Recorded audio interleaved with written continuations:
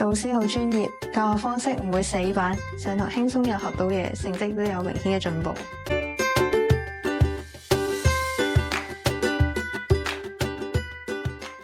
為咗應付下學期嘅考試，由4月初補習到6月中，西史由唔合格補到合格，地理由5字頭上升到8字頭，而電腦科就係考試前臨時補咗2堂，亦都由唔合格上升到7字頭，而家仍然 keep 住補緊。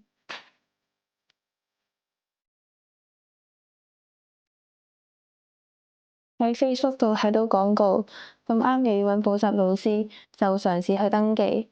1對1嘅補習，專注借教一個學生，當然會比補習班一班人比較好。我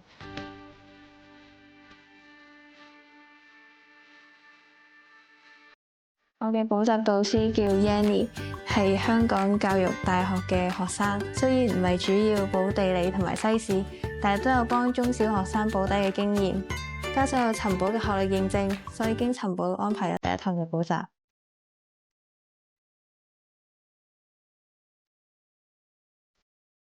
喺網上選擇要補嘅科目、年級、地區、性質、時間同埋學費，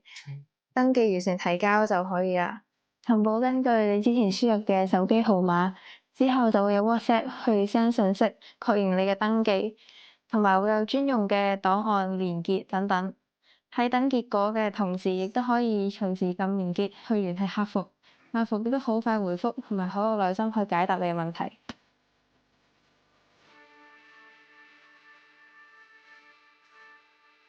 於是上堂嘅時候有講解學校派嘅筆記，亦都有提醒重點，邊教邊問書，唔明嘅地方佢都好有耐心去教，直到完全明白為止，亦都有提供練習落堂完成。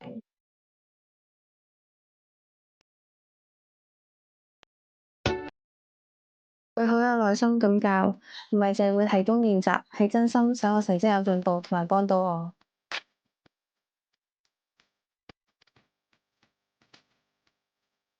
導師好專業，教學方式唔會死板，上堂輕鬆又學到嘢，成績都有明顯嘅進步。